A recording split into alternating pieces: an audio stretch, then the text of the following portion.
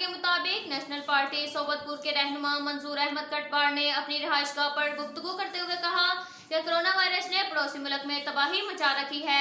हमें चाहिए कि एहतियाती तदाबीर पर अमल करें। कोरोना वायरस की तीसरी लहर इंतहाई खतरनाक है। हुकूमत की तरफ से जो इकदाम और हदायत मिल रही हैं, इन पर अमल करना चाहिए। इस मौका पर उन्होंने कहा कि सोबतपुर में मेजल का मर्ज बुरी तरह फैल रहा है और जिले हुकूमत की तरफ से इसका तदारुक का फौरी तौर पर बंदोबस्त होना चाहिए। अब तक के लिए इतना ही काफी है। मिलते हैं अगले बुलेटिन में, हमारे साथ रहिएगा।